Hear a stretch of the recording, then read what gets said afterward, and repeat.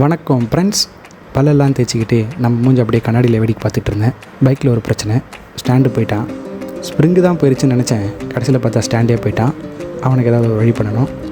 ஒன்றும் பண்ண முடியாது, ஸ்டாண்டு தான் மாற்றி ஆகணும். இன்றைக்கான காணொலியில் வீட்டில் இருக்க சில பல ஓவியத்தில் அவங்கக்கிட்ட காட்டலான்னு நினச்சேன். ஃபஸ்ட்டு பெண்குயின் குடும்பம்.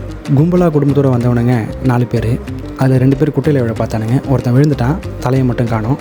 அடுத்து அடுப்புங்கிற ஓவியம். ஃபோர்க்கு, தொப்பி, ஸ்பூன்லாம் வச்சு ஒன்று பண்ணியிருந்தாங்க. நெக்ஸ்ட்டு வீட்டுக்குள்ளாரையே வீடு ஒன்று கட்டி வச்சுருந்தாங்க. கீழே லைட்டெல்லாம் தொங்க விட்டுருந்தாங்க. ஷெல்ஃபு பக்கத்தில் ஒன்று வரைஞ்சிருந்தாங்க. அதில் என்னமோ பூவெல்லாம் வரைஞ்சி லைனாக தொங்க விட்டுருந்தாங்க. ஒரு அழைப்பு வந்துச்சு. நண்பன் வாயன் வெளில போயிட்டேன், நான் சாப்பிட்டு வரும்ன்ட்டு கூப்பிட்டு போனான். ஒரே ஒரு சன்னா வாங்கி கொடுத்து ஏமாற்றிட்டான். அதுவும் காசு இல்லாத காரணத்தினால 1/2 தான் போட்டுது.